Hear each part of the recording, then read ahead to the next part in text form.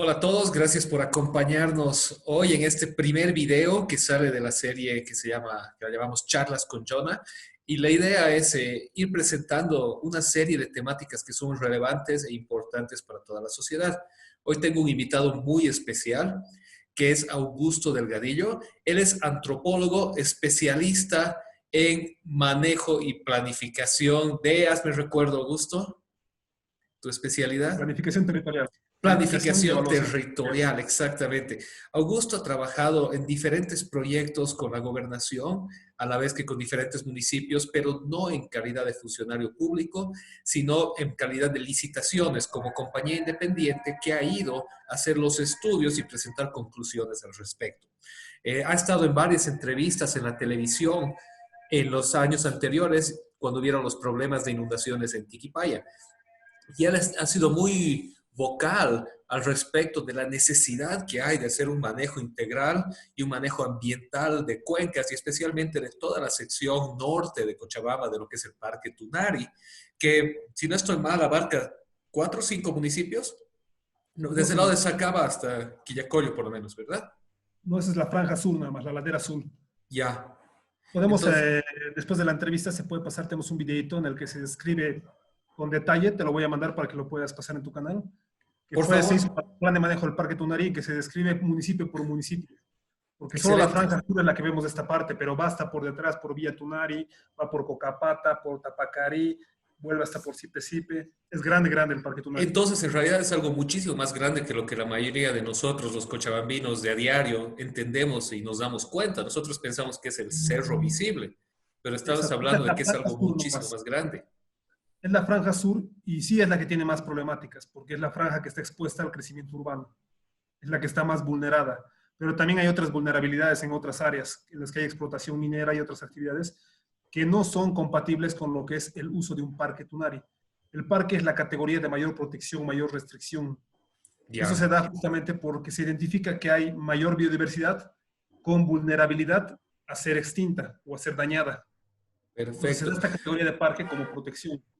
Antes de entrar así en materia, quisiera que la gente conozca un poco más. Yo te he presentado brevemente, es antropólogo con especialidad en manejo de planificación territorial, has trabajado en una serie de proyectos, pero quisiera que un poco tú puedas presentar a Augusto Delgadillo. ¿Por qué Augusto Delgadillo habla de este tema? O sea, porque hoy en día hay mucho opinionólogo, ¿verdad? Todos tienen una opinión al respecto de todo. Pero ¿por qué Augusto Delgadillo tiene la acreditación para hablar de este tema? Bueno, mi trabajo con el Parque Tunari comenzó en 2007 con el plan de ordenamiento territorial del municipio de Sacaba. Bueno, todos se imaginan Sacaba igual, la parte urbana, Ujú. pero Sacaba a partir del cantón de Palca, en realidad un poco más abajo, Larati, Zapanani, los distritos Larati, Zapanani y todo lo que es el cantón de Palca, ocupa un amplio porcentaje del Parque Tunari.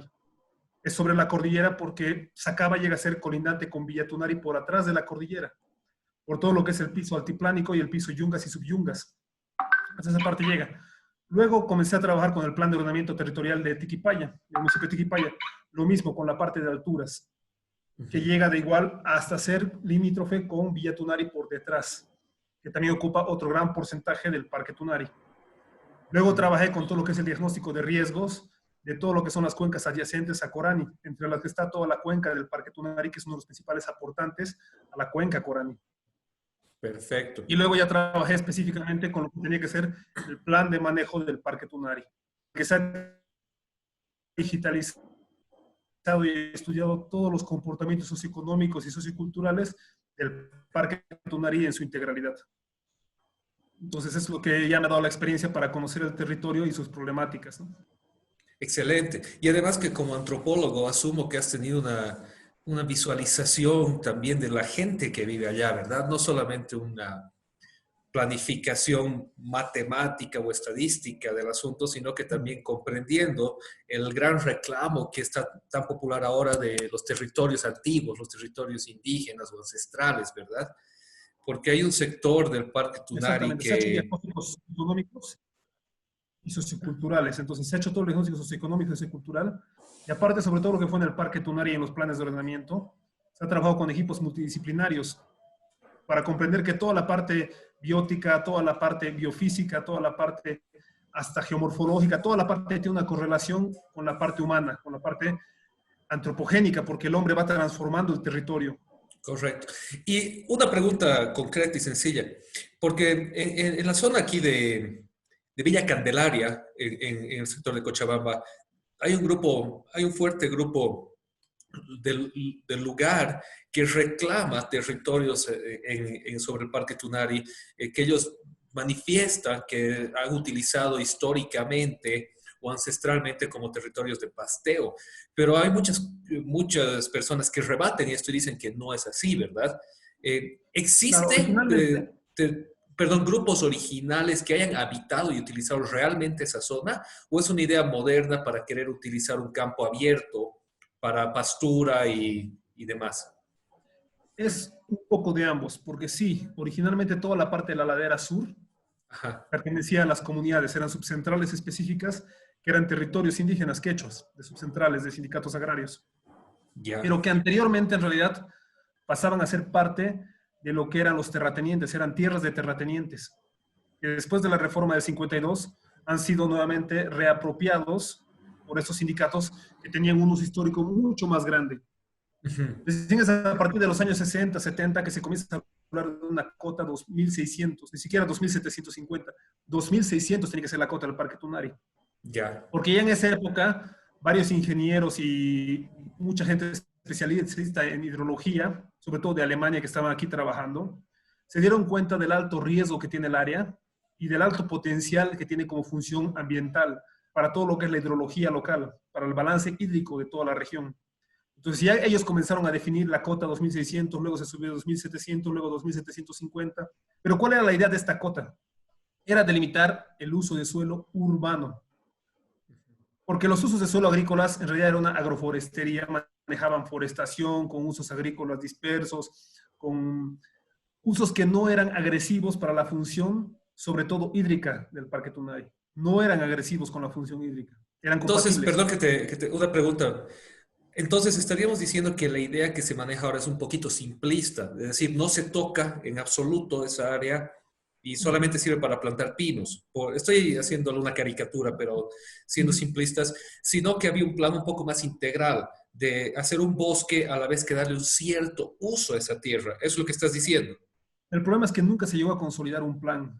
Era un Ya. parque que se puso categoría de parque, pero no había casi instrumentos técnicos y normativos para manejarlo. Pero sí quedó claro cuál era el objetivo. Ujú.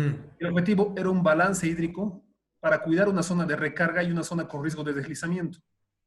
Era una Perfecto. zona que iba a prevenir todos los posibles deslizamientos de la cordillera y al mismo tiempo iba a garantizar la infiltración de agua para todo lo que son los acuíferos subterráneos. Entonces, por eso era fundamental. Ahora, esto sí se vio después, que claro que era compatible con las actividades de los pueblos indígenas que estaban arriba, que Ujú. siguen ahorita viviendo arriba. Con lo que no es compatible es con el uso de suelo urbano. Y muchos de los que les reclaman uso de suelo ancestral es que compraron esos terrenos, Ujú. pero se olvidan que compraron como agrícola, no compraron como urbano. Ninguno de esos terrenos estaban con terreno, como, que se llaman legalizados como urbanos. Y lo que quieren es presionar para un cambio de uso de suelo. Ya.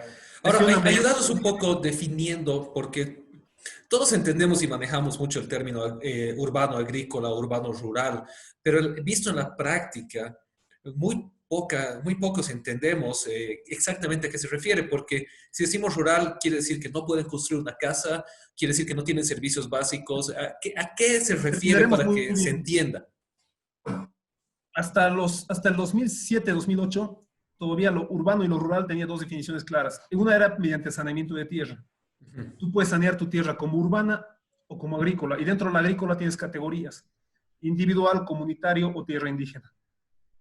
El saneamiento agrícola implica que la tierra cumple una función económica social de producción, como en todas partes del mundo.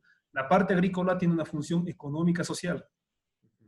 Esto implica que no puedes tú cambiar el uso de suelo, no puedes volver una parte agrícola y urbana porque sí, Claro. te dé la gana. Lo urbano solo se transforma a urbano cuando hay una alta necesidad de crecimiento urbano, Ujú. real, científicamente demostrado. Y cuando tienes una zona urbana que está creciendo demasiado, que tiene ya demasiada población con necesidad de expandir nuevamente viviendas, tú buscas la zona con menor potencial productivo. Haces un Ujú. estudio de suelos, determinando cuál zona tiene menor potencial productivo para hacer una expansión urbana. Ujú. Por eso es lo que tú necesitas para cambiar, para definir una zona urbana y una zona agrícola. Bueno, necesitabas, porque ahora las normas las han hecho pomada. Antes necesitabas un plan de ordenamiento territorial. Este plan de ordenamiento territorial te definía qué zona es urbana, qué zona es agrícola, cómo se maneja la zona agrícola y cómo se maneja luego la zona urbana, porque tienen subcategorías. La zona urbana tiene una zona de consolidación urbana, que es donde se va a ir consolidando la ciudad. Una zona consolidada, donde ya no puedes hacer casi ningún cambio, ya está consolidado. Y una zona de expansión urbana, que planificas a 20 años dónde se va a expandir la ciudad. A partir de ahí hay un límite en el que comienza tu zona agrícola. Tu zona agrícola se va definiendo por potenciales productivos, qué tipo de manejo vas a hacer, si es agricultura intensiva, agricultura extensiva, agroforestería, agrícola silvopastoril. Tú ya vas definiendo varias categorías según estudios científicos que definen cuál es tu potencial de suelo y de manejo sostenible del territorio. Es decir, tú el plan de ordenamiento siempre lo planificabas a 20 años. Claro. ¿Cómo quieres que en 20 años todo maneje de forma sostenible? Lamentablemente lo que pasó el 2011 más o menos, 2010-2011, bueno, salió la ley marco de autonomías, en la que ya también definió muchos cambios en todo lo que era la administración pública. Y sí, un potencial que se dio es que podían los pueblos indígenas hacer su autonomía indígena. Porque la ley marco de autonomías, su origen no era la autonomía municipal, porque los municipios ya tenían cierta autonomía. Y darles más autonomía a las entidades más corruptas del país era absurdo. La idea de la ley marco de autonomías era autonomía indígena y autonomía regional. Ese fue su objetivo cuando se diseñó. Luego, por presión política, se volvió autonomías departamentales, municipales, toda la payasada que vivimos actualmente. Y que además está muy mal, entre paréntesis, delimitada, ¿no? Porque al final siempre hay la superposición entre la autonomía y la... Sí.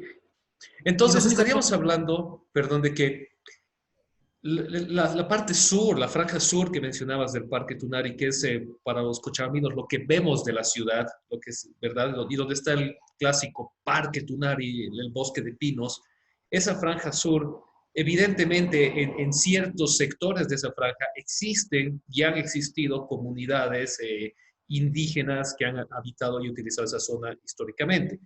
Casi toda la franja era parte de los distritos de altura. Ya. De los distritos de la cordillera, porque lo que vemos aquí es el comienzo de la franja sur. Cuando tú ya subes hasta más arriba, comienzas a ver comunidades y comunidades y comunidades, son los que eran históricamente dueños del parque. Pero esos eran históricamente comunidades agrícolas. Y ahora se está hablando de que se quieren volver en comunidades urbanas. Es que no son los mismos. Ahora hay una mafia de loteadores que les compran los terrenos. Ok. Y mediante estas mafias con los municipios hacen el cambio de suelo, bueno, hacen una presión social, porque no lo logran en todos lados, pero en varios lados sí, cambian el uso de suelo a urbano. Entonces estaríamos hablando de una especie de desplazamiento indígena, es decir, que se le compra al indígena... Van perdiendo sus territorios agrícolas, se estafa al indígena, porque se le compra baratísimo. Y estamos hablando del siglo XXI, no estamos hablando del 52, no estamos hablando de los 70. Estamos hablando. Este fenómeno se ha dado a partir de los 80, cuando han comenzado a ingresar varios políticos que conocemos todos en Cochabamba, que han comenzado con el mercado de suelos, con el loteamiento. Entonces, desde los 70, 80 han comenzado a comprar, y siguen con la misma lógica. Comprar al agricultor el terreno barato, venderlo de forma irregular, subdividido, porque tú no puedes subdividir tu terreno como quieras. Ellos hacen aprobar planos de subdivisión, sin que haya un cambio de suelo, hacen aprobar subdivisión de terrenos sin que se haya vuelto de agrícola urbano. Venden los terrenos y con el grupo de gente que han estafado, que han vendido, comienzan a hacer presión en los municipios para que le hagan un cambio de uso de suelo por excepción. Ahora, esto es importante comprender. El cambio de uso de suelo por excepción solo se da cuando tú tienes una zona agrícola en la que necesitas educación, en la que necesitas salud. Cuando es algo de función social, tú puedes hacer un cambio de uso de suelo para hacer una parte urbana, una pequeña parte con usos urbanos para educación, para vivienda. Y eso estás hablando de un pedazo del territorio, ¿verdad? No de un cambio integral. No en cambio integral, solo una zona. Aquí hacen cambios integrales. Y es fundamentalmente lo que tú decías. Una zona agrícola puede construir su casa. Con las nuevas leyes desde el 2010, con todo el nuevo marco normativo, puede acceder a todos los servicios básicos. El problema que se tenía en la zona agrícola, que ha generado mayor favorecimiento para los loteadores, es que lamentablemente, desde la ley marco de autonomías, antes de la ley marco de autonomías, la ley de municipalidades y la ley de participación popular, decían que tú el recurso municipal lo distribuías per cápita, es decir, por población. Entonces, en una zona urbana tú tenías 80% de la población, 80% de tus recursos iban a la zona urbana y el 20% a la zona rural. Pero esa zona rural era 80 o 90% del territorio de los municipios. Entonces no le alcanzaba para nada sus recursos. Claro. Sin embargo, esos recursos en la zona urbana que se concentraban, era un territorio tan pequeño, que por eso todas las OTBs tenías 3, 4 canchitas, 2, 3 sedes. Ya no sabían en qué gastar, no saben en qué gastar las OTBs. La ley de marco de autonomías te dijo, no, ahora se distribuyen los recursos por beneficio colectivo y necesidad real. Y si una OTB ya no tiene necesidades reales, tú puedes quitarle sus recursos para otro que tiene necesidades. Y eso en teoría debería aplicarse bajo estudios científicos multidisciplinarios, ¿verdad? Y no a priori. Exacto, pero el problema es que hasta ahora no se ha podido aplicar. Por ejemplo, en el plan de ordenamiento de Tiquipaya les mostramos cómo la zona urbana estaba demasiado concentrado en un pequeño territorio, menos del 10% de la población, todos los recursos municipales. Ya no sabían ni qué hacer con la plata ahí. Sin embargo, las zonas rurales estaban totalmente abandonadas. Toda la parte del Parque Tunari de las comunidades agrícolas son territorios gigantes, productivos, pero con un 10 o 15% del presupuesto municipal no hacen nada, no les sirve para nada, ni siquiera un 30% de un sistema de riego pueden hacer. Entonces, esta crisis de abandono del mundo agrícola ha provocado que los urbanos generen un negocio con estas mafias de loteadores que se ha vuelto un patrón cultural muy fuerte en Cochabamba y en Bolivia. Si tú quieres ahorrar dinerito, ¿qué haces? Compras un terrenito agrícola. Y te dicen, espera, compra el terrenito. Cuando se vuelva urbano, vas a ganar porque va a valer 5 veces más. Y todos lo ven como una caja de ahorro, pero no se dan cuenta el impacto socioambiental de esto. Exacto. Porque toda la población está fomentando estas mafias de loteadores en que están presionando para cambiar zonas agrícolas, potencialmente agrícolas, a urbanas. Y eso nos lleva a la eje central, pero antes de pasar a la parte central y más importante de la charla, lo primero, retomando lo que decías, es que justamente esta concentración de la inversión pública en centros urbanos territorialmente reducidos ha generado en Bolivia, y pienso que en la mayor parte de Latinoamérica, en mi experiencia, esa gran brecha campo-ciudad que no se ve en países del norte, sea Estados Unidos, Canadá o los países europeos, donde la brecha campo-ciudad es una brecha más cultural que una brecha económica, ¿verdad? Si tú has podido visitar Estados Unidos o las personas que han estado en Europa, una casa en la ciudad, una casa en el campo, tienen los mismos usos, los mismos beneficios, el mismo sistema de vida, si quieres. Pero en cambio acá, sí, realmente, cuando uno maneja no muy lejos del eje urbano, del eje metropolitano, se da cuenta la gran brecha que existe en las condiciones de vida. Y estaría diciendo, si entiendo bien, que parte de eso se debe a la concentración de gasto y de inversión pública en los ejes metropolitanos, haciendo de lado los ejes rurales. ¿Es correcto? Exactamente. Y lo más crítico viene a ser ahora que dentro de la categoría urbano y agrícola viene la categoría de área protegida. El área protegida puede ser compatible con usos agrícolas, solo que tienen una norma específica de manejo para que no dañe la biodiversidad. Pero un área protegida no es compatible con un área urbana. Es lo que no entiende la gente. No es compatible, porque el área protegida tiene vulnerabilidades específicas. Y hay otro tipo de área también muy importante, que es área de riesgo. Tienes un área protegida y un área de riesgo. Y en el Parque Tunari, en la Franja Sur, es donde comienza tu área protegida para comenzar por la cuota 2750, en que no tiene usos compatibles con el área urbana, con usos urbanos, no tiene usos compatibles. Se puede forzar compatibilidades. Ahora, por ejemplo, para manejar la Franja Sur se va a tener que forzar compatibilidades, porque ya hay OTBs que se han consolidado y tienen todos los papeles de los municipios. Y ahí tú no puedes meter juicio a la gente. Ahí a quien tienes que meter juicios a los municipios, porque han cometido corrupción, actos ilegales. Ahí tiene que entrar la ley Marcelo Quiroga Santa Cruz y definir quiénes han aprobado esos terrenos, y los que han aprobado esos cambios de suelo, esas construcciones, esos planos, tienen que irse presos, porque es ilegal. Han trabajado con loteadores y son mafias que están trabajando todavía en Cochabamba. Y la cuota ahorita es ficticia, ¿verdad? Si uno sube al viejo Parque Tunari, por el caminito que todos conocíamos de niños, no sé si recuerdas la tranca, donde antes te inspeccionaban la subida, toda esa zona, ya uno pasa la tranca y sigue en la ciudad. Pues ya... Claro, esto comenzó, por ejemplo, de las Lomas de Aranjuez. Todo lo que es las Lomas de Aranjuez es una construcción ilegal, más del 60% es ilegal, porque es sobre el Parque Tunari. Ujú, Y de ahí han comenzado otras OTBs diciendo, si ellos pueden, ¿por qué no nosotros? claro.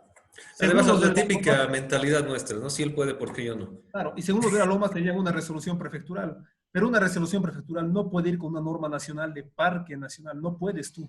No puedes decir, y tengo resolución prefectural para construir un área protegida. No, es un área protegida, es un parque. Entonces, entremos Esto con eso comenzó, al tema, porque, pero te decía dos preguntas. La segunda era esta, porque muchas veces se usa este término, pero creo que muy pocos lo entendemos. ¿A qué se refiere el concepto de cuenca? ¿Qué es una cuenca? ¿Qué es un manejo de cuencas? Porque se habla, sale en el periódico cuenca, cuenca, cuenca, y la verdad es que muy poca gente entiende lo que es una cuenca, y el problema es que se vuelve una noticia que cae en saco roto, porque es muy elocuente, muy bonita, pero nadie la entiende, ¿verdad? eh, una cuenca básicamente es un territorio que se delimita por su comportamiento hidrológico, por el comportamiento del agua, Ujú. por los cursos del agua que tienen todos sus aportes y definen todo el comportamiento hidrológico de la región, tanto en lo que es lluvias, evapotranspiración, corrientes subterráneas. El estudio de cuencas es muy, muy diverso y muy importante, porque es más importante que estudiar los municipios, porque los municipios han sido puestos a capricho de políticos, sus límites. En cambio, comprender los límites de una cuenca es comprender todo el comportamiento de la vida del ecosistema a partir del recurso agua, porque el recurso agua es el que define el comportamiento del ecosistema. Correcto. Entonces, Entonces es cómo está esto va delimitado naturalmente el territorio, digamos así, ¿verdad? exactamente. ¿Qué tipo de suelo es más fértil, más infértil? ¿En qué lugares hay riesgos de deslaves, derrumbes? ¿Por dónde circula el agua? Todo, el manejo de cuencas estaría, si te entiendo bien, incluiría todo esto, ¿verdad? Cómo se comporta el agua define cómo se comporta Es todo el territorio. ¿Es todo el correcto? ecosistema y siendo el uso humano parte del ecosistema.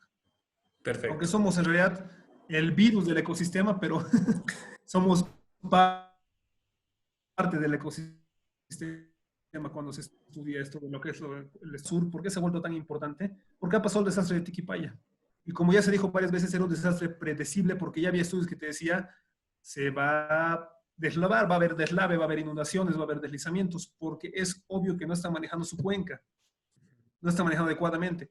Tienes dos escenarios claros. Tienes uno que es el de altura, la cuenca alta, que son las comunidades de altura, que antes tenían un manejo más sostenible del territorio, actualmente ya es una población que queda muy poca población joven, lo que poco que cultivan lo cultivan con agroquímicos porque tienen que hacer rendir la tierra y es poca población joven que pueda trabajarla.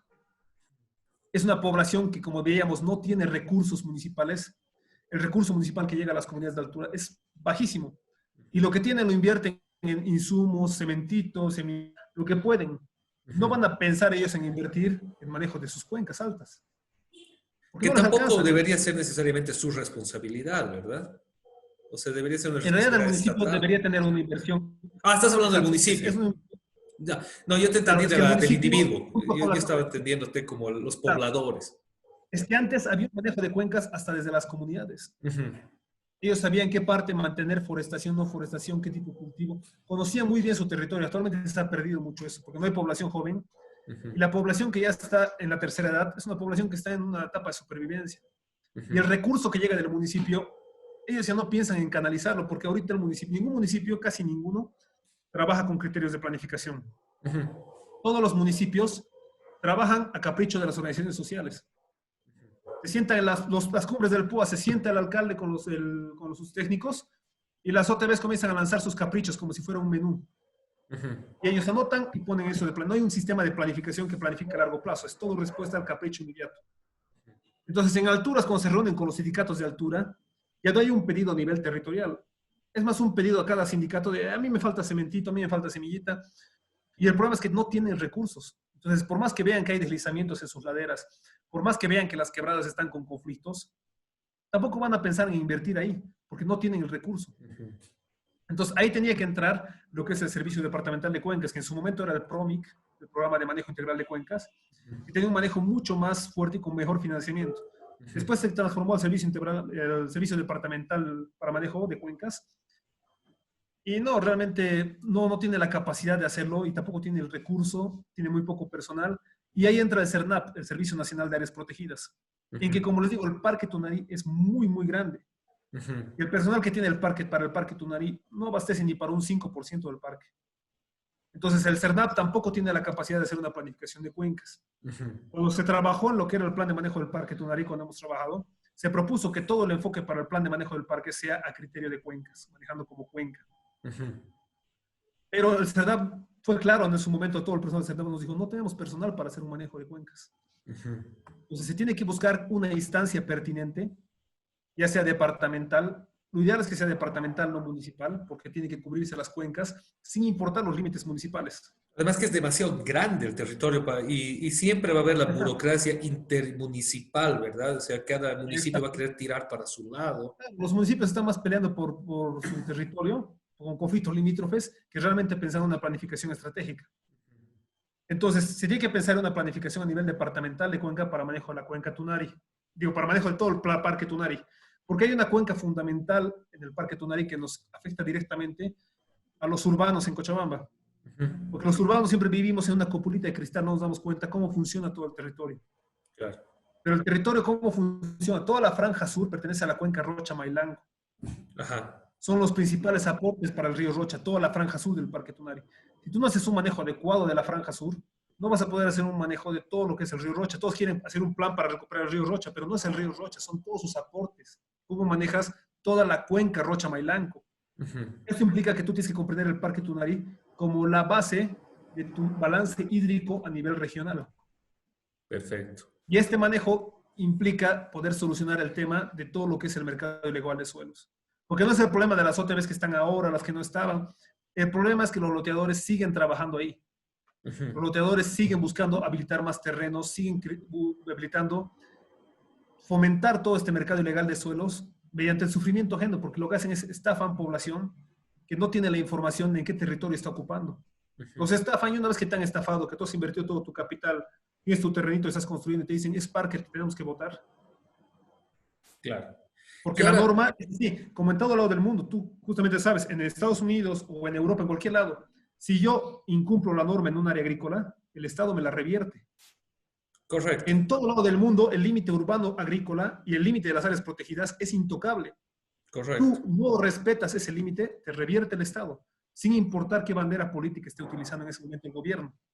Correcto. Entonces, eso es fundamental, que se comprenda que si en algún momento las propuestas dicen que se tienen que revertir esas tierras, es porque así funciona la ley, aquí o en la China o en cualquier lado del mundo. Pero el problema es aquí cómo lo haces. Es mucha población que ha quedado estafada y está vulnerable. Y tienes que buscar los medios más adecuados, pero mediante parámetros técnicos y científicos. No mediante parámetros de politiquería, o peor aún, con las redes de corrupción. Casi todos los que han estado trabajando con el Parque Tunari han estado metidos con las redes de corrupción. Y han sido los que más han fomentado propuestas políticas de que suba la cota 2.750. ¿Para qué vas a subir la cota?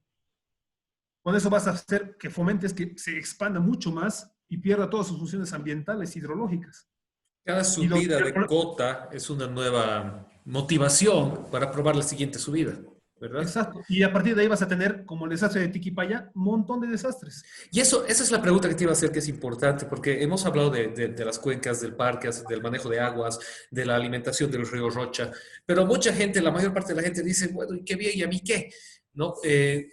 Yo digo, tenemos ambientalistas de escritorio ahora, porque todos se enojan cuando un perrito llevaba a la perrera, por ejemplo, cosa que está bien, es debatible, no estamos atacando, pero se molestan cuando el perrito llevaba a la perrera, pero no se molestan, ni se preocupan, ni protestan cuando hay cosas mucho más grandes y mucho más peligrosas que están sucediendo en medio nuestro, ¿verdad? Como deforestación, mal manejo de suelos, expansión indiscriminada de la marcha urbana, un pésimo manejo del servicio de alcantarillado, de tratamientos de aguas, etcétera, etcétera, etcétera.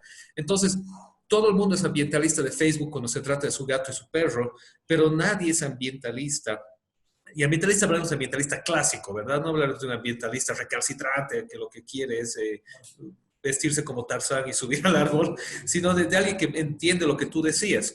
Que el ser humano y el territorio agrícola, biológico, la vida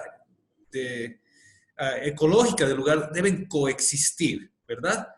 Entonces, ¿Por qué es importante? Esta es la pregunta, porque para todos los ambientalistas de Facebook y para toda la gente a la que no le importa el ambiente y para el mismo que está viviendo ahí y dice, bueno, ya hice aquí mi casa y a mí qué me importa, ¿por qué es importante la protección y manejo de estos territorios? ¿En qué me afecta? Digamos así. Lo más importante que hay que comprender es que no existe planificación. Todo lo que tú has hablado, crecimiento urbano desordenado, mal manejo de residuos sólidos, líquidos, contaminación de aguas, todo va relacionado a la planificación territorial. Por eso todos los países lo primero que tienen es un sistema de planificación territorial. Tú vas a cualquier país, les preguntas su plan de ordenamiento territorial y lo primero que te presenta el municipio es su plan de ordenamiento territorial. Cómo se lo maneja y cómo se invierte sobre esa planificación con horizontes de 20 años. Lamentablemente aquí en Bolivia se ha cambiado a los PTDIs, los planes territoriales de desarrollo integral, que es una herramienta mediocre que no sirve para nada, porque han mezclado un PDM con un plan de ordenamiento, que el PDM era el plan de desarrollo municipal, un plan administrativo a 5 años, lo han mezclado con el plan de ordenamiento territorial y han sacado un híbrido mal hecho que no sirve como herramienta de planificación. Hemos liquidado nuestros insumos, hemos liquidado nuestras herramientas de planificación y sin esto no tenemos la capacidad de planificar nuestro futuro. La planificación territorial es planificar tu futuro a largo plazo, no de aquí a mañana. Es identificar cuáles son tus problemáticas, tus vulnerabilidades, tus riesgos y buscar las formas científicas de solucionarlos. Actualmente se habla de cara a cara. Tenemos ahí un botadero que tiene desde el 2010 fue declarado desastre ambiental. 10 años de desastre ambiental que está contaminando aguas subterráneas, tierras, aire y que ya no tienes casi una solución factible. Y se está planificando algo. ¿Existe algún plan, alguna propuesta política para hacer un nuevo botadero metropolitano con mejor manejo y ver cómo se va a hacer la solución y el cierre del botadero cara a cara? No, no existe nada. ¿Existe algún plan de manejo adecuado para el Parque Tunarí? En 2014 trabajamos ese plan de manejo, pero al final todos los técnicos nos hicieron a un lado, solo trabajamos en la parte de diagnóstico y para la parte de propuestas lo trabajaron entre 3 personas que estaban ya metidas en todo el círculo de lo que podía ser una red, no puedo decir que es, pero podría ser ya una red relacionada a todo lo que eran esas redes de corrupción de los municipios. Entonces, si tú no tienes herramientas de planificación, cualquier propuesta que hagas suelta es una propuesta suelta, que puede ser contraproducente, porque no estás comprendiendo que el territorio funciona como un sistema. Y por eso la mejor forma de comprender un territorio es como cuenca, no como municipio. Por eso yo creo que ya no hay que pensar en planes de ordenamiento municipal, sino a nivel departamental en planes de manejo de cuencas. Hacer un plan de manejo de la cuenca Rocha-Mailanco implica toda la franja sur del Parque Tunari. Hacer un plan de manejo de las cuencas del Parque Tunari implica comprender todas las vulnerabilidades del ecosistema y de las comunidades y trabajarlos de forma científica. Y si de ahí podemos hacer que las comunidades de altura tengan una autonomía regional y ya no dependan de los municipios corruptos, las cosas van a funcionar muy bien en el Parque Tunari. Pero todas esas comunidades dependen de los municipios corruptos de abajo, de la parte urbana. Tiquipaya, ustedes ven la parte urbana chiquitita y la parte agrícola es gigante. Y el abandono que sufren esas comunidades es tremendo porque, claro, tienen un concejal de cada distrito ahí, pero ¿qué puede hacer si la representación fuerte es en la parte urbana? Y la población en general tiene que comenzar a exigir y a no aplaudir como focas a elefantes blancos, que un parquecito, que una canchita, que comenzar a pedir planificación, garantizar tu territorio a futuro. Ahorita para mí lo más crítico en Bolivia no es el COVID-19. Lo más crítico en Bolivia es que esto ha demostrado que no existe nada de planificación ni siquiera en salud. Y ninguna capacidad de ejecución, ¿no? Te comento, acaba de pasar la noticia justo mientras estamos conversando que la cuarentena rígida retorna a Cochabamba del 24 de junio al 5 de julio. Ahorita vamos a entrar al tema porque te voy a cerrar la entrevista con una pregunta al respecto, pero para no desviarnos del tema de manejo de cuencas. Entonces, todo esto es importante para pensar al futuro, básicamente a la supervivencia de nosotros mismos en esta zona, ¿verdad? En esta ciudad, en este área. Porque... Garantizar calidad de aguas, garantizar tierras en las que puedas producir para alimentar a tu familia, garantizar que no estén los suelos contaminados, que no esté el aire contaminado, que no haya desastres naturales, que ya no son naturales, son provocados. Lo que pasó en Tiquipaya y lo que va a pasar en otras cuencas es porque hay un descuido, no hay una inversión, no hay un manejo científico de las zonas. Exacto, entonces, no es un desastre natural, es un desastre, si quieres, de la naturaleza, pero causado por el uso y abuso del ser humano de manera indiscriminada. Eso es lo que estaríamos diciendo.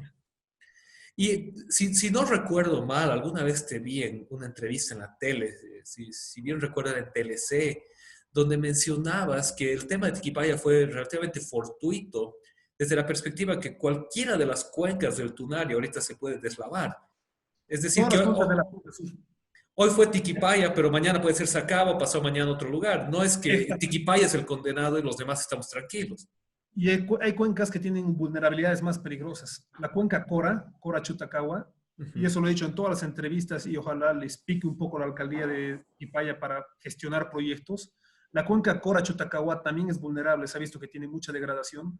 Y si hay un arrastre de material, hay un deslave de alturas que arrastre material hacia abajo y provoque lo que provocó en la cuenca Taquiña, va a ser más crítico, porque en la cuenca Cora Chutacagua, entre el río Cora y Chutacagua, está el botadero y el matadero municipal de Tiquipaya, que también ya en 2011 dijimos que ya tenía que cerrarse porque estaba a punto de ser un desastre ambiental y sigue funcionando hasta la fecha. Ujú. Y si esas y si hay un deslave, va a arrastrar a todos esos contaminantes al municipio de Colcapirgo. Y Entonces hay que comprender que ahí te la picaré un cuenca minuto con un Chaquimayo también tiene detalle, una hablando inestabilidad. del matadero, porque se ha hablado, y esto es como se lo ha caricaturizado en ese tiempo, yo todavía recuerdo, cuando se hablaba de los cierres de mataderos, nunca se lo explicó como un posible desastre ambiental, sino como un grupo de ambientalistas recalcitrantes que querían eliminar la carne de la dieta. ¿Me entiendes? Te No entiendo. sé si eso fue una propaganda política, un mal manejo de la información, porque si te estoy entendiendo, lo que tú hablas es de que el matadero debe ubicarse de una mejor manera en un mejor lugar y no de que se Exactamente. debe evitar la alimentación de carne o la Tú provisión de para hacer carne a todo el un ejército ecuatoriano. matadero tienes que tener, al igual que un botadero, porque el problema de Tiquipaya es que está el botadero y el matadero al lado, lado a lado, botadero y matadero. Y Ya, todos los residuos orgánicos del sí. botadero se botan junto con la basura del botadero, se mezclan todo lo que son residuos tóxicos, todo tipo de residuos se mezclan, no hay un manejo de los residuos sólidos. Ujú, Y aparte tienen sus piscinas para purificación de aguas en que botan los desechos el matadero, pero el detalle está en que estás entre dos ríos, es una de las zonas de mayor recarga, de mayor infiltración, ujú. y no están haciendo la impermeabilización adecuada. Es Entonces decir, que tienes eso se contaminación, cola a la tierra y se pasa tienes infiltración de contaminantes del botadero y del matadero. ujú, Es lo peor lo peor en lo que es la degradación de la basura es cuando combinas materia orgánica con materia inorgánica. ujú, Si tú pones un pedazo de carne podrirse dentro de una lata, esa lata comienza a soltar toxinas y se forman los ujú, famosos lixiviados, que son líquidos altamente tóxicos. ujú, Y en Tiquipaya están a la ladera del río, esos ujú, líquidos. ujú. En unas piscinas para secarlos, pero en realidad esas piscinas captan máximo un 30%. 70% está infiltrando directamente a las aguas profundas. Entonces, los cochabaminos tenemos que preguntarnos, ¿cuál es uno de los mayores problemas en salud pública ahorita en Bolivia? Para mí es la contaminación de aguas y suelo. La población no se está dando cuenta que todos los estudios en los que he trabajado los municipios, cuando se hacen estudios de calidad de aguas, son poquísimas las aguas aptas para consumo, Ujú. porque cada día estás contaminando más las aguas, más los suelos, más el aire. Somos uno de los países peores en América Latina porque tenemos puros rellenos sanitarios que ya no son rellenos sanitarios, son botaderos improvisados y no hay una inversión real para hacer un manejo de esto. Y se Y hace la evidente, población es ¿no? donde hay menos educación ambiental. No se Se da hace cuenta que evidente, porque no sé si en la casa donde yo crecí, en la zona de Calacala, mi abuelo tenía un pozo a 6 metros de profundidad y ese pozo a 6 metros botaba en las épocas de mi abuelo, de las niñas de mi papá, botaba agua cristalina con la que regaban su huerta en la casa. Ya cuando yo crecí, ese pozo fue completamente anulado porque salían aguas, prácticamente aguas hervidas. ¿Verdad? Si bien no eran aguas de alcantarilla, pero eran aguas altamente contaminadas. Y para encontrar agua limpia se tuvo que entrar a 60 metros de profundidad para encontrar un agua viable, un agua limpia. Y bueno, en esa casa yo ya no habito hace 20 años, pero hay que ver cómo estará la calidad de esa agua hoy, porque muy probablemente esa misma agua hoy está contaminada también. porque Y la eso única es el infiltración resultado de que lo que tú tenemos, decías, ¿verdad? De esta la infiltración de contaminación. aguas que tenemos, la infiltración de agua que tenemos ahorita son aguas contaminadas de los ríos que todavía tienen agua de infiltración, pero que toda la zona norte de la franja sur del Parque Tunari, Ujú. todas esas OTBs tienen alcantarillado que desemboca directamente a los ríos, no tienen plantas de tratamiento, porque son alcantarillados que ellos hacen entre vecinos. Claro. Y eso es lo que infiltra junto con el agua de lo que es de la cordillera que va bajando, o sea, con cada ciclo hídrico anual. Pero todo lo que era el mayor aporte de infiltración de agua pura, agua buena, era de las zonas que están urbanizándose, que se están impermeabilizando. Ujú, Es decir, impermeabilizas tu aporte de buena agua y lo único que va infiltrando es agua contaminada. ujú, Después comienzan a haber hundimientos como ha habido Apote porque no está viendo la infiltración necesaria ujú. y hay hundimientos de tierra porque estás alterando las estructuras de suelo y comienza a haber aguas no aptas para consumo, contaminación de suelos que ya no puedes recuperar. ¿Y qué va sumando esto a largo plazo? ¿Cuál va a ser tu futuro para tus hijos en el territorio? Y una Y pregunta, ¿por qué nadie está hablando de esto? O sea, ¿por qué se habla de todo y nadie, porque te vuelvo a insistir, o sea, todo el mundo hoy día es ambientalista, preocupado por la ecología, el cambio climático, y no estamos haciendo de menos, son problemas reales, pero ¿por qué nadie está hablando de los problemas reales? O sea, de la verdadera preocupación y del futuro desastre ambiental que tenemos aquí a la mano. ¿Es falta de información? ¿Es falta de interés? ¿Cuál es tu evaluación? es una cuestión, como te decía, de patrón cultural. No hay un patrón cultural de conciencia ambiental real en nosotros. No se trata de ser o no ambientalista o decirte o definirte como ambientalista. Se trata de que toda la población, tú como autoridad, tienes que preocuparte que toda la población tenga una conciencia ambiental, una conciencia territorial y comprenda que tu casita, tu OTB, tu barrio no es el centro del mundo. Que lo que tú haces en tu OTB, lo que tú haces en tu barrio, lo que tú haces en tu casa, afecta a todo el territorio. Y lo que hacen en todo el territorio te afecta a ti. Y a partir de ahí surge una conciencia ambiental. Todo lo que yo hago, cómo manejo mi basura, cómo manejo mis aguas, cómo manejo mi día a día, va a afectar a mi territorio. ¿Va a dañar mi territorio o va a garantizar un territorio sostenible a largo plazo? Entonces, a partir de esa conciencia ambiental, no importa si te defines ambientalista o no ambientalista, eres consciente de que si haces un daño, te lo haces a ti porque es tu territorio. Lo Eres un haces a tus hijos. habitante, ¿verdad? Exacto, y lo haces a tus hijos porque el impacto ambiental tiene una característica fundamental, es acumulativo. No se ve inmediatamente. Es decir, yo boto una basurita, no se va a ver inmediatamente el impacto. Se comienza a acumular, acumular, acumular el impacto ambiental y cuando se identifica que hay un desastre ambiental, cuando ya has dañado mucho tu territorio, generalmente ya es irreversible. Es decir, la cagaste, o sea, ya no hay vuelta atrás. Ujú. Y Pero la para que gente se nos comete. entiendan, o en realidad para que te entiendan, te lo planteo como pregunta, pues es lo que yo me imagino, pero te lo planteo como pregunta. Cuando hablas de desastre ambiental, estás hablando de erosión de suelos, de reducción o desaparición de suelos cultivables, de deslaves como el que sucedió en Tiquipaya, de una polución de aire que ya es virtualmente irreversible, digamos así. O sea, para que la gente entienda de qué estamos hablando, no estamos hablando de que con una escoba lo recojo, ¿verdad? O que le echo fertilizante y lo soluciono. Vamos a dar el ejemplo más concreto para mí en Cochabamba. ¿Qué es un desastre ambiental? Es cuando ya has dañado tanto un lugar, su medio ambiente, que ya no puedes recuperarlo. El caso claro es Caracara. Caracara es un desastre ambiental. Tú puedes cerrarlo, taparlo con tierra, pero ya ha habido hasta a 1 kilómetro de distancia al del botadero, hay erupciones de aguas contaminadas, pero ya de lixiviados, aguas negras. Ujú, Los gases tóxicos ya viajan a 5 o 6 kilómetros alrededor. ujú, El nivel patológico que puedes tener para la población que ya está viviendo ahí, que está loteando muchas partes del botadero, ellos piensan que es terreno barato para lotear, pero ujú, el daño que van a causar a la salud de sus hijos es a largo plazo. ujú. Y de repente tú dices, ¿por qué en Cochabamba está aumentando la incidencia de cáncer? No es porque está apareciendo de la nada o porque es una enfermedad de la modernidad. Es porque tienes aguas contaminadas, es porque tus alimentos están contaminados por aguas contaminadas con las que riegas, es porque están usando agroquímicos prohibidos desde hace 20 años, que están prohibidos en toda América Latina y aquí se usan indiscriminadamente agroquímicos. Y es lo que se decía justamente con los transgénicos. Ahora que se está legalizando el uso de transgénicos, el uso de transgénicos viene de la mano con todo un pack nuevo de agroquímicos.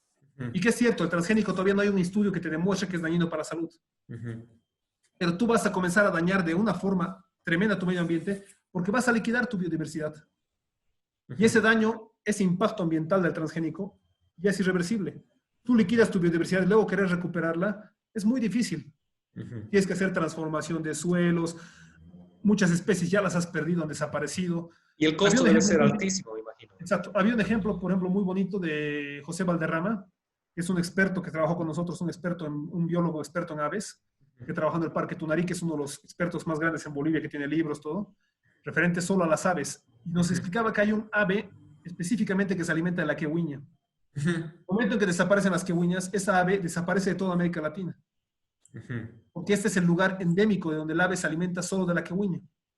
¿Y cuáles son las funciones ambientales que puede cumplir esta ave en la polinización de otras especies, en el control biológico de otras especies? El ecosistema funciona totalmente interconectado mediante una simbiosis. Y claro, uno dice, ¿qué importa un pajarito y un árbol feo? No se trata de eso, se trata que si tú no comprendes cómo funciona tu ecosistema y cómo tienes que manejarlo adecuadamente para tener un hábitat saludable a largo plazo, luego vas a estar como todas las grandes metrópolis del mundo, que su mayor problema en salud pública es que su hábitat no es saludable. Sus aguas no son saludables, su aire no es saludable, cada vez tienen un montón de problemas de nuevos vectores de contaminación, es decir, nuevos bichos, nuevo tipo de especies que al no tener un equilibrio ecosistémico se reproducen más de lo necesario y comienzan a tener cambios en su comportamiento. Correcto. Entonces, realmente hemos hablado de un tema que es primordial y si me permite resumir, se ha visto que, ¿por qué? La pregunta más importante del cochabambino, ¿no ve? ¿Y en qué me afecta? Entonces, la respuesta es que te afecta en todo. O sea, tu salud, la salud de tus hijos y realmente ese terrenito que hoy te estás comprando para tener ahí tu casita y darle a tus hijos, ese terrenito va a estar completamente destruido de aquí unas 2 generaciones porque no va a haber agua, no va a haber comida. Es decir, el impacto de lo que se está generando es terrible a largo plazo, Y ¿verdad? se tiene que pensar, como te decía, con planificación territorial. Si un estudio te dice, aquí es una franja de seguridad, como en el parque, como en la cuenca de Taquiña, si esta es una franja de seguridad y no puedes habitar a 50 metros de lo que es el lecho de río, no es que te quiero joder y no quiero que construyas ahí tu casa. Es porque tú vas a invertir, vas a construir tu casa, va a haber un deslave, va a haber un desborde de río y toda tu inversión de toda tu vida se va al carajo en un momento. Correcto. Porque, ya, exacto, ya, Y porque no, hasta tu vida puede estar en peligro, ¿verdad? exacto. Si yo te digo, el Parque Tunari tiene estas funciones ambientales, no urbanizaremos. Y aquí es fundamental el papel de las autoridades, porque mucha gente culpa a los que están viviendo en el Parque Tunari, cuando en realidad es población que ha sido estafada. Ahí quien tiene la tuición es el municipio y el CERNAP, el Área Nacional, el Servicio Nacional de Áreas Protegidas. Porque el municipio es quien tiene que habilitar nuevas áreas para crecimiento urbano. Tiene que habilitar áreas, pero el problema es que en Bolivia, como te digo, no se planifica nada. Si yo quiero construir por el centro, por algún área que ya está urbanizada, los terrenos están tan caros porque no hay ninguna regularización, todo el mundo sube el precio como quiere. Entonces hay una especulación de suelos que las personas van a buscar terrenito. Ahorita yo quiero comprarme un terreno y construir una casa, tengo que buscarme por Tiquipaya al fondo, por Quillacoyo, por Sacaba, porque por aquí no me alcanza para comprar una casa. Nadie va a poder alcanzar para hacerse una casa. Porque lamentablemente Correcto. la especulación de suelos va relacionada con esta misma mafia de loteadores. Tus zonas urbanas las creas una especulación de suelos tan alta para que solo sirva para proyectos empresariales y todas tus zonas dispersas agrícolas que deberían estar siendo respetadas como agrícolas comienzan a volverse zonas de expansión urbana. Y cuando hemos trabajado con varias instituciones de financiamiento externo de la cooperación internacional, venían de España, han venido de Alemania, han venido de Suiza, venían y nos decían, esto es un desorden. Tienes manchita urbana, manchita urbana, manchita urbana, manchita urbana, unas cuantas cosas agrícolas abandonadas sin inversión. ¿Qué piensan hacer al futuro? Nada. Nada, si todo el mundo, con que tenga la platita de mi terreno y pueda construir mi casita o vender ese terreno luego como urbano, estoy feliz. Pero no pienso que mi hábitat saludable a largo plazo no lo voy a tener. Se nos está yendo la hora de la charla, pero esto es realmente muy informativa, muy, muy importante. Y yo creo que queda el desafío a todos los que escuchen y a la población de exigir aquello, ¿verdad? Exacto. De pararse firmes y sobre todo a la población joven que es tan ecológicamente consciente, de pararse y comenzar a exigir a las autoridades un correcto manejo de recursos ambientales, manejo de suelos, manejo de cuencas, etcétera, etcétera.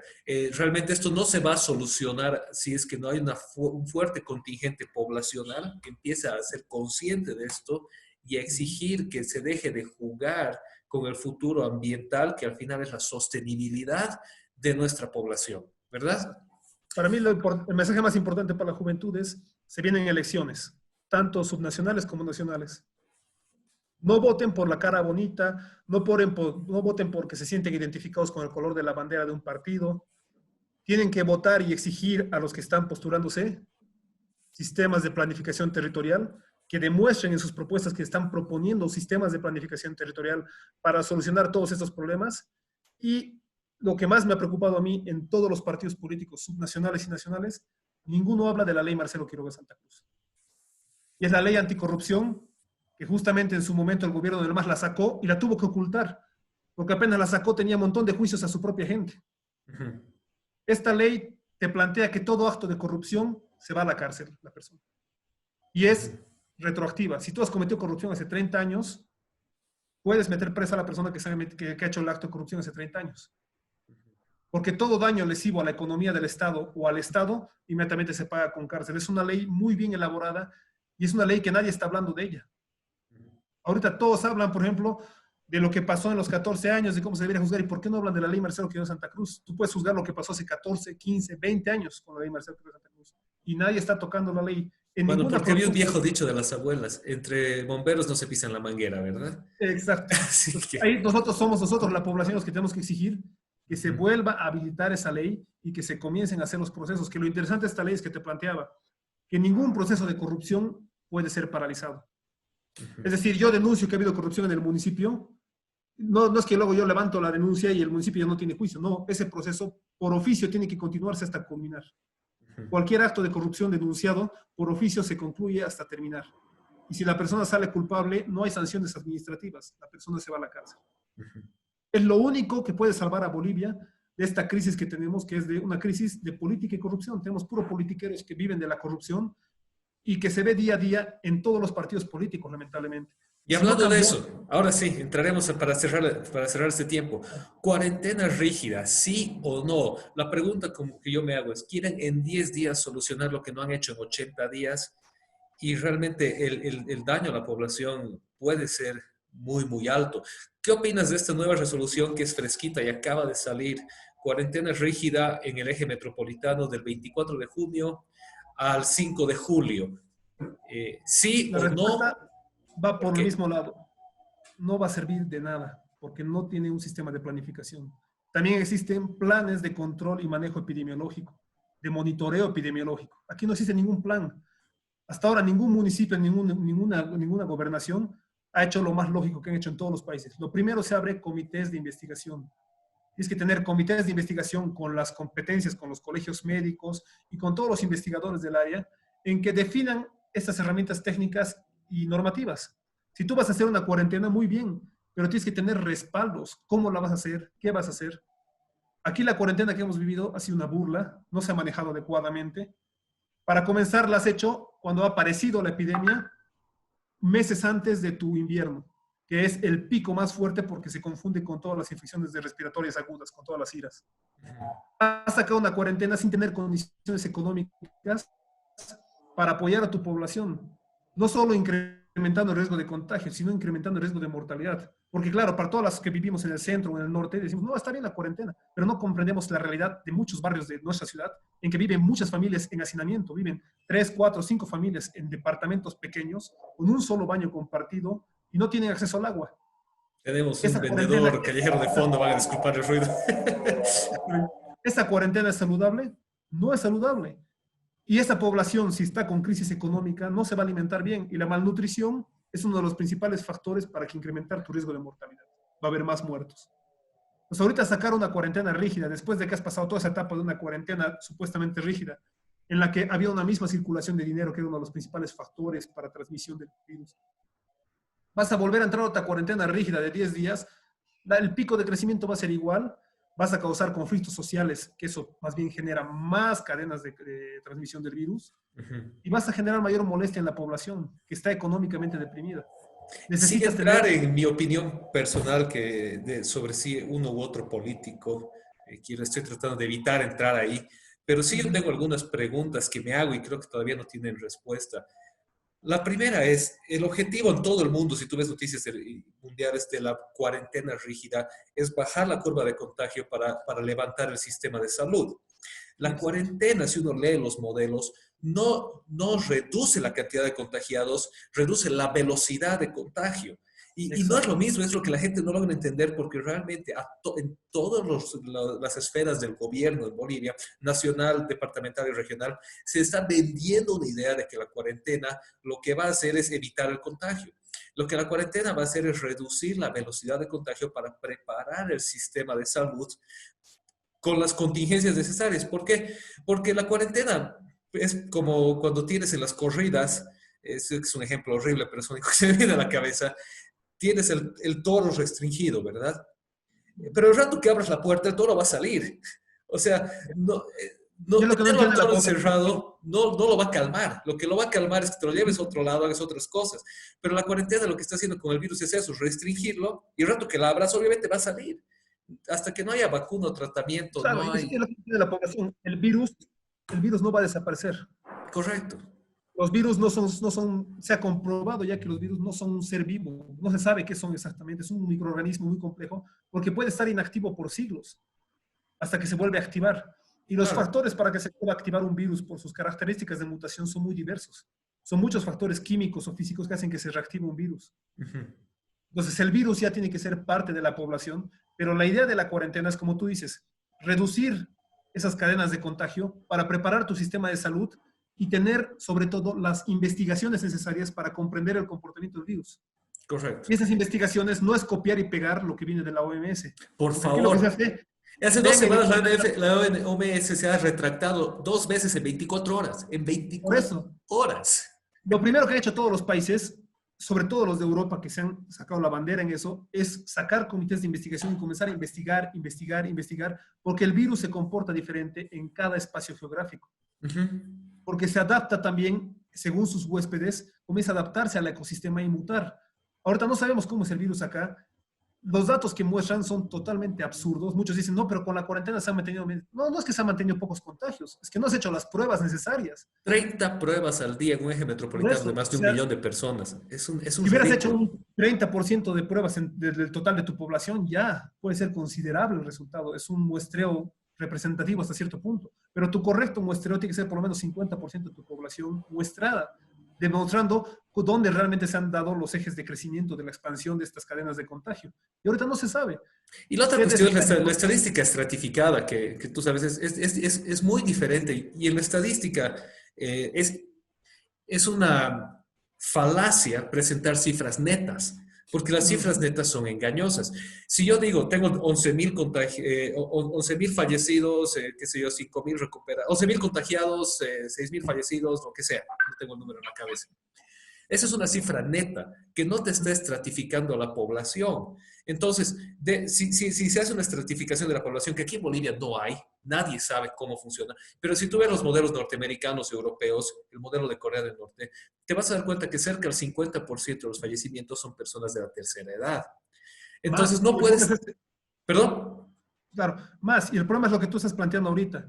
El problema es que eso va desde la OMS. Tienes dos errores muy fuertes en la cuantificación. Primero, que en tu cuantificación de casos positivos no están lo que son los asintomáticos o de síntomas leves que no se registran. Porque si alguien te viene una gripecita suave, te curas a las 2 semanas de una gripe suave, no es registrado como COVID y no se correcto. registra. Y los asintomáticos que no tienen ningún síntoma, ni se dan cuenta que han estado infectados. No han sido afectados, pero han estado infectados.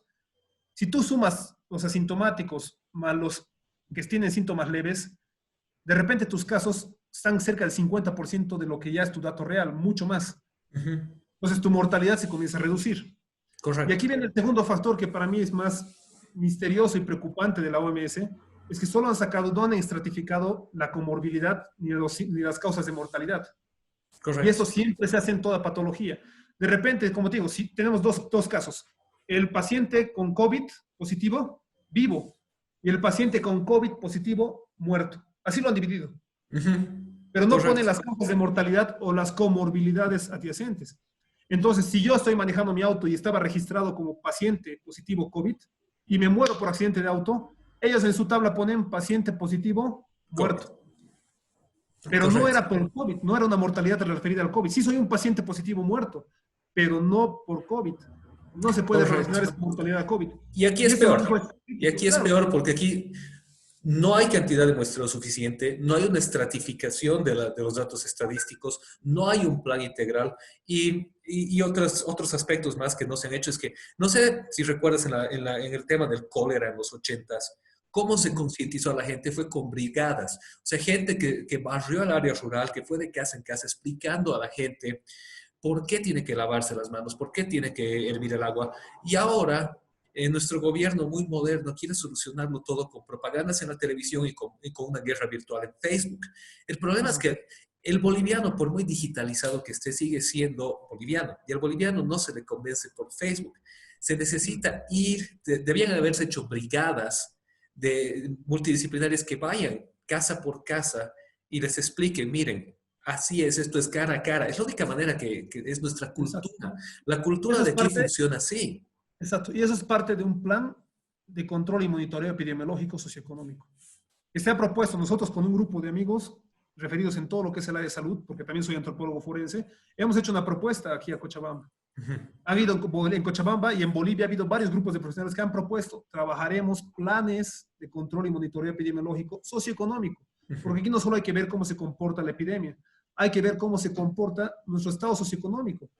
Porque es lo que Correcto, decíamos, si hay una depresión económica muy fuerte, tu riesgo de mortalidad se dispara. correcto. Y no es agarrar y decir, hagamos una campaña de recolectar alimentos y repartes fideo y salsa de tomate a todas las familias. No, tú tienes que determinar cuál es tu modelo nutricional adecuado para prevenir la mortalidad del virus. Porque el virus, como tú sabes, va a Y como llegar. hablamos del impacto ambiental con el tema de las comunidades, también está el impacto a largo plazo con estas cuarentenas. En este Exacto. momento ya hay cientos, si no miles de personas que se han quedado sin trabajo. Empresas que han cerrado. Yo tengo un dato microscópico de primera mano de una serie de empresas que han ido devolviendo ya sus alquileres porque ya no pueden sostener. Exactamente. Y luego, ¿con qué lo vas a solucionar? ¿Con un bono de 500 pesos por 6 meses? O sea, el impacto económico que se está generando es atroz y ahorita se está apalancando, sembrando terror a la población, asustando a todos para que nadie diga nada. Y en segundo lugar, hay un impacto en salud que tampoco se está midiendo, porque el coronavirus, el COVID, no es el único problema de salud. Y ahorita nadie va al médico. Hay gente que tiene problemas de salud, ya sea de cáncer o problemas de salud de no tienes alta azúcar, se me ha ido la palabra, de diabetes, perdón, gracias. Gente que está con diabetes que no puede acceder a su insulina. Tienes otro tipo de situaciones, gente que está atravesando problemas de salud y se está quedando en la casa porque tiene miedo de ir al médico y los médicos Exacto. tienen miedo de recibirlos. Y correctamente, si quieres, hasta cierto punto. Pero ¿qué va a pasar? Es que cuando esto se destape, el próximo año vamos a ver la verdadera consecuencia. Y Y es ahora muy, lo que... va a ser muy crítico en los niños, porque tenemos por un lado toda la población de economía deprimida, que está con la economía más dañada y que esos niños están con malnutrición y van a comenzar a presentar un montón de enfermedades.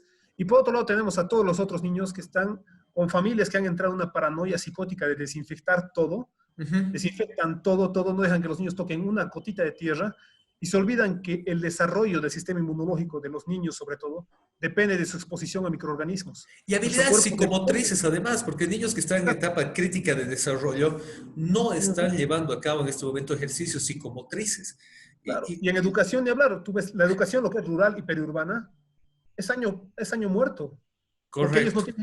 no tienen las capacidades de entrar a lo que son los sistemas de educación virtual. Ya hay un tema más para ir cerrando porque se nos ha ido la hora, pero de verdad gracias por la gran charla. Yo debatía con alguien hace un tiempo porque me decía en Bolivia nadie se muere de hambre. Y yo le respondía, morirse de hambre no es la idea caricaturesca que tenemos en la tele de que alguien literalmente se va a morir de hambre. El morirse de hambre es cuando tu organismo no tiene suficientes insumos para llevar adelante una función normal. Y en Bolivia un gran problema que hay con los niños es la anemia. Tenemos una gran población de niños anémicos que no tienen suficiente hierro. Y uno de los resultados de esta crisis, porque ya estamos hablando de 6 meses, que muchos niños no están accediendo a lo que, por ejemplo, en el colegio accedían para mal o para bien, un desayuno escolar, o ciertas instituciones de ayuda social que proveen. Yo he trabajado con instituciones que proveen alimentación a niños que en sus casas no tienen, o sea, comedores populares, etcétera, etcétera. Y estos niños ahora están encerrados en casa, comiendo lo que en casa se les puede dar, que muchas veces es un pan y un vaso de agua. Entonces, la consecuencia a largo plazo de esta generación crítica no se va a ver hoy, se va a ver en 5 o 10 años, cuando estos niños que en este momento están sufriendo anemias o falta de nutrición empiecen a mostrar la sintomatología de no haber desarrollado elementos claves en su pequeña infancia. Te dejo con eso la última palabra, por favor. No, justamente eso, que lamentablemente la falta de planificación en nuestra cultura cotidiana se ve reflejada en las autoridades. ¿Por qué las autoridades no proponen planificación, ya sea a nivel de salud, a nivel ambiental o a nivel de respuesta frente a estas emergencias? Porque la planificación generalmente es preventiva. Tú tienes que tener planes de salud para cualquier de estas emergencias. Y un virus como el que se ha dado del COVID era predecible. Ya se ha habido, desde el 2002 que ha habido el SARS y otras enfermedades, se ha visto que estaban comenzando a aparecer este tipo de enfermedades y que tenías que preparar tu sistema de salud para esto. Por eso Corea y muchos países de Europa han sabido responder porque ya tenían planes de salud con los que sabían cómo responder en esas etapas. Ha habido otros en que realmente no se han esperado el nivel de mortalidad del virus con las personas de la tercera edad, porque sí, este virus tiene una característica muy extraña de que afecte tanto a la tercera edad y no como normalmente hace un virus a todos los grupos vulnerables en general. Pero la falta de planificación se refleja en todo lo que estamos viviendo y la crisis que vamos a seguir viviendo. No hay planificación a nivel económico, ambiental, en salud, y nuestra cultura no demanda eso. ¿Qué es lo que demandamos a nuestras autoridades, a nuestros postulantes? Discursos bonitos, caras bonitas, y que nos digan lo que queremos escuchar. No que nos digan nuestras verdades. Cuando aparece un político que nos dice nuestras verdades, nos dice que tenemos que cambiar porque nos va a ir mal a largo plazo, no nos gusta ese político. Pero cuando es un político que nos hace sentir bien con un discurso bonito y nos pone elefantes blancos, aplaudimos como focas. Correcto. Muchísimas gracias, gracias por regalarnos esta hora y fracción de conversación que ha sido muy, muy importante. Hemos tocado dos temas súper importantes.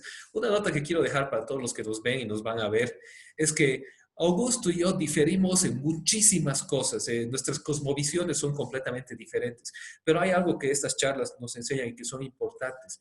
Podemos hablar civilizadamente e incluso en muchas áreas podemos encontrar unión, podemos encontrar cohesión en ciertas áreas, a pesar de tener diferencias en otras. Dejemos de ser tan simplistas y tan polarizantes, que si no estás de acuerdo conmigo en esto, pues entonces yo no tengo nada que ver contigo. Hay cosas que son necesarias conversarlas y hay puntos de unidad en los que debemos hacer frente entre todos, ¿verdad? Y sobre todo estos temas de salud, estos temas de manejo del medio ambiente, no tienen nada que ver, si quieres, con cosmovisiones o con líneas políticas, tienen que ver con sostenibilidad, con criterios bien formados y con estudios bien planteados. Así que de verdad te agradezco muchísimo, Augusto, por este tiempo. Gracias, John, por el espacio. La entrevista va a estar publicada, va a estar en mi página de Facebook, igual que en YouTube. La vamos a publicitar y te voy a pasar el link también para que puedas compartirla. Gracias, saludos en la casa y hasta una próxima oportunidad. Gracias.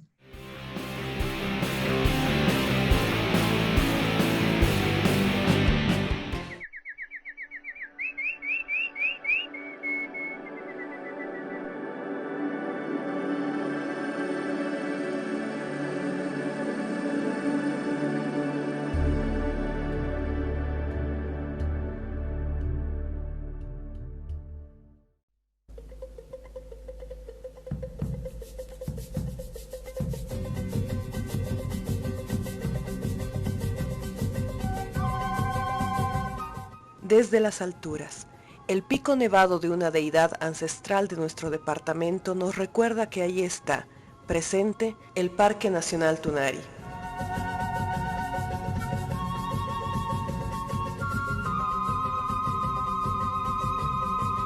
¿Por qué se crea el Parque Tunari? ¿Cuál será su función? ¿Su importancia para Cochabamba?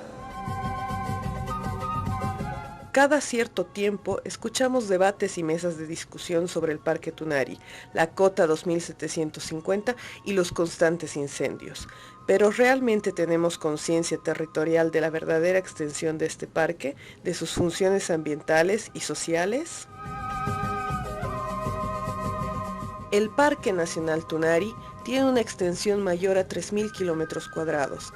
Está ubicado en el corazón del departamento de Cochabamba y son 12 los municipios involucrados: Morochata, Independencia, Cocapata, Cochabamba, Quillacollo, Sipe, Tiquipaya, Pinto, Sacaba, Colomi, Villa Tunari y Tapacarí.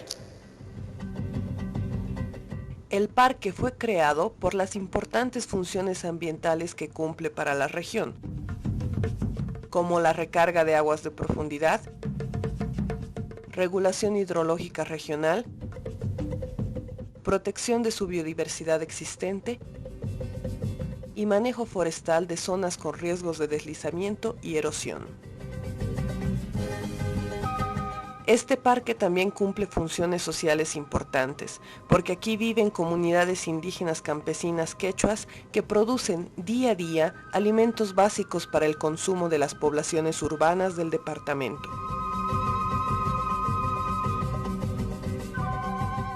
Por diversos problemas históricos, el límite sur de este parque es parte del proceso de expansión urbana y hasta la fecha no tiene normas de control y protección para este proceso.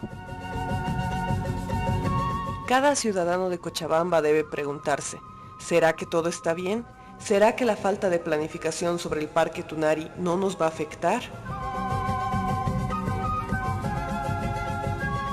¿Será que podemos soñar con un Parque Tunari con identidad reconocida y respetada, cumpliendo sus funciones ambientales, socioculturales y socioeconómicas a través de una gestión y planificación participativa de todos los ciudadanos, cuidando el territorio, los ecosistemas y la biodiversidad sin perjudicar el derecho a vivienda y producción digna de la población? ¿Será que podemos soñar con la población e instituciones públicas y privadas comprometidas y organizadas para manejar de manera responsable los recursos naturales, el agua para las siguientes generaciones, con capacidades de adaptación al cambio climático, trabajando juntos como una gran comunidad, abrazados de la madre tierra, buscando el vivir bien? Claro que podemos soñar y plasmar nuestros sueños en herramientas técnicas normativas. Por eso estamos trabajando en el Plan de Manejo del Parque Nacional Tunari.